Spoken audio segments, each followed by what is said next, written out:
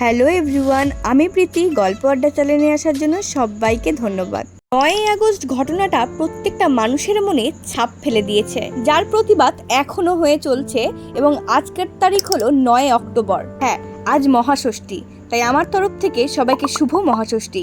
Justice for আরজি কর, এই শব্দটা হয়তো কারো কাছে আর অচেনা নেই। এতগুলো দিন পার হওয়া সত্ত্বেও জাস্টিস পেলাম না। ব্যাপারটা রাজনৈতিক নয়, ব্যাপারটা সাধারণ মানুষের মনে জন্মানো রাগ, যেটা বর্তমানে প্রকাশে আসছে। এবার কিছু মানুষের মনে আসছে, তবে কি দুর্গাপূজাটা বন্ধ করা উচিত? তাহলে আমি বলবো না। কিছু মানুষ আছে যারা এই দুর্গাপূজা থেকে সারা বছরের ইনকাম করে থাকে। এবার যেই সকল মানুষরা আঙুল তুলছেন যে না, দুর্গাপূজা বন্ধ করা উচিত, সেই সকল মানুষদের বলবো যে বড় বড় রেস্টুরেন্টে না খেতে গিয়ে দুর্গাপূজার সময় সেই দোকানগুলো থেকে খাবার খাবেন। তাহলে প্রতিবাদের সঙ্গে সঙ্গে কিছু মানুষের উপকারও হবে। তিলোত্তমার সাথে যা হয়েছে সেটা আমরা কখনোই ভুলতে পারবো না।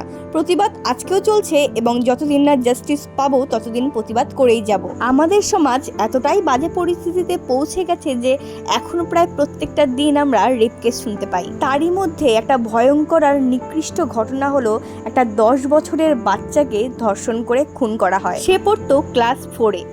টিউশন থেকে ছুটি হওয়ার পর সে বাড়ি ফিরছিল, আর সেই সময় হয় এরকম ভয়ঙ্কর একটা কাণ্ড। যেই সমাজে একটা 10 বছরের বাচ্চা সুরক্ষিত নেই, সেইখানে আমাদের নিরাপত্তার চিন্তা তো আমরা করতেই পারি না। যেখানে একটা 10 বছরের বাচ্চার দেহের গঠন হয় না, সেখানে নিজেদের চিন্তা কিভাবেই বা করব। আজও সময় আছে। যদি নিজের মা, বোন, স্ত্রীর সুরক্ষা নিয়ে ভাবো, তাহলে প্রতিবাদ করে যাও। দুর্গাপূজা হচ্ছে এবং দুর্গাপূজা হবে, তাই সবাইকে শুভ দুর্গাপূজা।